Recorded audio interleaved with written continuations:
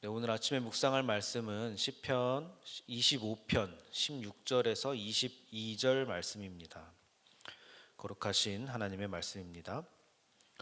주여, 나는 외롭고 괴로우니 내게 돌이키사 나에게 은혜를 베푸소서. 내 마음에 근심이 많사오니 나를 고난에서 끌어내소서. 나의 곤고와 환난을 보시고 내 모든 죄를 사하소서.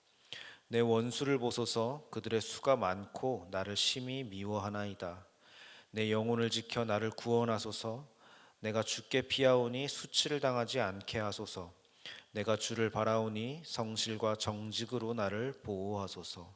하나님이여, 이스라엘을 그 모든 환난에서 속량하소서. 아멘.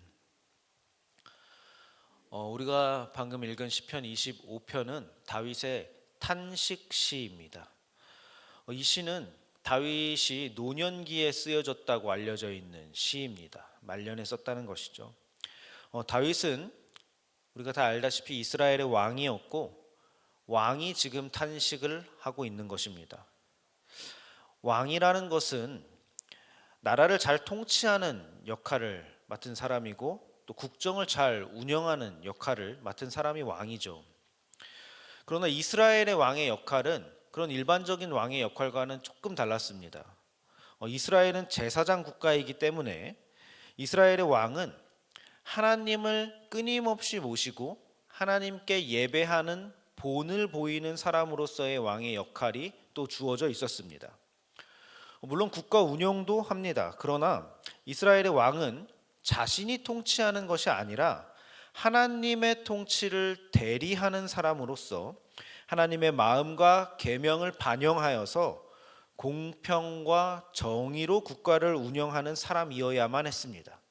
그것이 이스라엘의 왕의 역할입니다. 하나님의 대리 통치자로서의 역할을 하는 것이죠.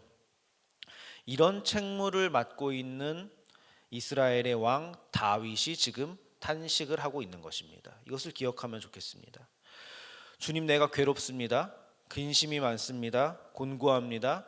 내 원수들이 나를 미워합니다. 살려주세요. 이렇게 소리치고 있는 것입니다. 이 왕이.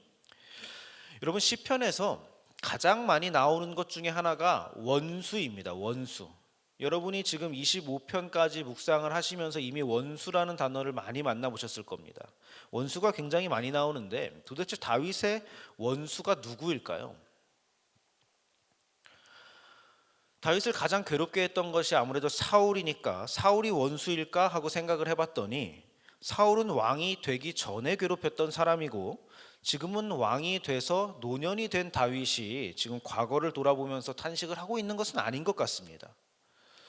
그럼 다윗이 왕이 되고 가장 골치였던 아들 압살롬이 지금 원수인가? 라고 또 생각을 해보니까 자기 아들을 두고 원수라고 표현하면서 아들로부터 구원해달라고 지금 탄식하는 것도 조금 이상합니다. 게다가 오늘 19절을 보면은 원수의 수가 심히 많다라고 하는 것을 보니 누구 한 명을 딱 잡아서 지칭하는 것이 아니라 어떤 개념을 통틀어서 원수를 이야기하고 있는 것 같습니다. 시편에서 이런 원수는 굉장히 많이 등장하는데 누구 한 명을 딱 집어서 이야기하지는 않습니다. 그러나 다만 분명한 것은 원수들이 다윗 왕의 통치를 대적하는 자들이라는 것은 분명합니다. 다윗 왕의 통치를 방해하고 하나님의 통치를 방해하는 사람들이라는 것입니다. 다윗은 하나님이 세우신 이스라엘의 왕이잖아요. 그래서 다윗의 통치를 대적한다는 것은 하나님의 대리자를 대적한다는 것이고, 하나님의 대리자를 대적한다는 것은 하나님의 통치를 거부한다는 말이 됩니다. 하나님을 대적하는 일이 된다는 것입니다. 즉 하나님의 통치인 공평과 정의의 통치를 방해하고 대적하는 자들이 바로 원수의 개념이라고 할 수 있겠습니다.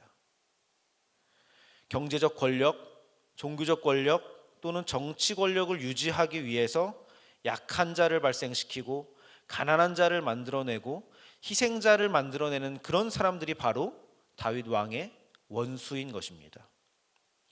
이들은 다윗 왕의 원수이면서 또한 하나님을 대적하는 자, 하나님의 원수들이 되는 것입니다. 공평과 정의의 통치를 반하는 자들, 반하는 삶을 사는 자들 말입니다. 자, 그러면 우리는 시편을 읽는 오늘날의 독자로서 어떻게 읽는 것이 가장 좋겠습니까? 가장 좋은 것은 당연히 다윗 왕의 마음으로 읽는 것이 가장 좋은 것입니다. 다윗 왕이 저자니까요. 이것을 다른 말로 하면은 하나님의 공평과 정의의 통치를 꿈꾸는 대리자이자 하나님의 통치를 꿈꾸는 대표자의 마음으로 읽는 것이 가장 좋은 읽기가 될 수 있을 거라는 것입니다. 그래서 여러분 22절이 놀라운데요. 다윗은 지금 자기 자신의 괴로움을 탄식하는 것 같았지만은 22절을 마무리하면서 이스라엘을 모든 환난에서 속량하소서라고 기도합니다. 그러니까 개인의 기도로 시작했지만 왕의 입장에서 기도하고 있기 때문에 개인의 괴로움이 공적인 기도로 결론을 맺고 있다는 것입니다. 내가 괴롭지만 하나님 이 민족, 이 국가를 구원하소서. 이렇게 되는 것입니다. 대표 기도를 하는 꼴이 되는 것이죠. 왜냐하면 지금 다윗은 하나님의 마음을 갖고 공평과 정의가 방해받고 있고 원수들이 설치는 이 세상의 암담한 현실을 바라보았을 때 드릴 수 있는 기도를 지금 하고 있기 때문인 것입니다. 이것이 바로 하나님의 마음과 가까운 사람이, 그리고 하나님이 원하시는 것이 무엇인지, 하나님 나라가 어떤 것인지를 깨달은 사람이, 하나님의 통치가 무엇인지를 알고 열망하는 사람이 드릴 수 있는 기도가 되는 것입니다. 이것이 오늘 우리 그리스도인들의 동일한 입장이 되어야 할 것입니다. 우리 기독교가 타 종교와 구별되는 아주 놀라운 점이 있다면은 우리는 개인의 안녕을 넘어서는 기도를 할 수 있는 사람들이라는 것입니다. 우리는 나의 유익을 넘어서는 기도를 드리는 사람들입니다. 이웃을 위해서, 심지어 원수를 위해서, 나아가 세상과 나라를 위해서 기도하는 종교가 도대체 어디 있습니까? 대부분의 종교는 그냥 나의 안녕을 위해서, 나의 편안함과 나의 괴로움을 삭제하기 위해서 그렇게 드리는 기도고 봉양들입니다. 그러나 기독교는 그것을 넘어선 공적인 기도를 드릴 수 있는 사람들입니다. 우리는 하나님 나라를 꿈꾸는 사람들이기 때문인 것이고, 하나님 나라를 위해 기도하기 때문에 우리의 기도와 우리의 관점이라는 것은 스케일이 다른 것입니다. 우리는 세상의 대표자들로서 기도하는 사람들입니다. 자부심을 가져야 됩니다. 그런데 어떤 사람들은 이렇게 얘기하면은 이런 생각과 이런 반박을 할 수 있겠습니다. 그런데 저거는 왕의 관점이고 왕의 기도이고 저는 왕이 아닌데요. 저는 그냥 일개 백성인데요. 저는 그렇게 큰 스케일을 갖고 있지 않은데요. 이렇게 생각할 수 있습니다. 그러나 우리는 그럴 때마다 베드로전서 2장 9절을 생각해야 됩니다. 우리가 바로 예수 그리스도의 십자가 이후로부터 왕 같은 제사장으로 부름받은 존재라는 것을 우리가 잘 알고 있습니다. 우리에게 이미 그 자격이 주어져 있다는 것입니다. 책무도 주어져 있는 것입니다. 우리는 모두 다윗 왕의 마음을 가진 사람들이고 또 가져야 하는 사람들입니다. 왕 같은 제사장으로 부름받은 사람들이라는 것이죠. 하나님의 공평과 정의가 구현되는 세상을 꿈꾸는 사람들이 되었습니다. 그래서 그것을 방해하는 세상과 원수들로부터 우리를 구원해 달라고 탄식하며 기도하는 사람들이 되었다는 것입니다. 예수님께서는 이런 사람들을 산상설교에서 이렇게 표현하셨습니다. 의에 줄이고 목말라 하는 사람은 복이 있다라고 말입니다. 의에 줄인 사람들이 되는 것입니다. 정의와 공평을 갈구하는 사람들이 되었다는 것입니다. 그 사람들이 복이 있다고 예수님은 말씀하셨습니다.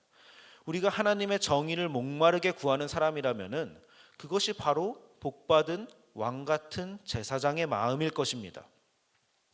그래서 우리가 오늘 시편을 읽고 노래한다는 것은 하나님의 마음으로 오늘날의 현실을 바라보는 사람만이 드릴 수 있는 기도를 드리는 것입니다. 하나님의 공평과 정의가 실현되지 못하는 세상에 대해서 마음 아파하고 탄식하며 주님을 찾는 그런 기도를 하는 것입니다. 왕의 마음으로 시편을 보면서 말입니다. 그래서 이 세상에 하나님의 공평과 정의가 사라진 것 같이 보일 때에, 그리고 내게서 하나님의 공평과 정의가 도무지 드러나지 않는 것 같고, 또 내 주변의 원수들이 하나님의 일을 방해하는 것 같고, 내가 하나님의 일을 구현하면서 사는 것을 막는 것만 같고, 또 내 안에서도 하나님의 통치를 거역하는 것만 같아서 괴로워하면서 가슴이 아픈 사람들이 바로 오늘 시편 25편의 다윗의 탄식을 보면서 위로를 받을 수 있는 것입니다. 맞아, 나도 그렇지.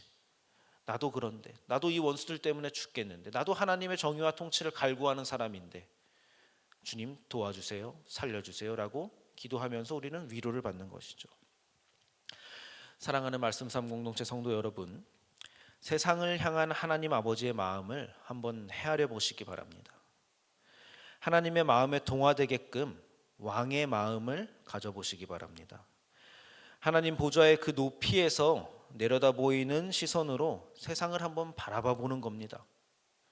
그것이 바로 자기 자신을 왕 같은 제사장의 자리로 격상시키는 일이 될 것입니다.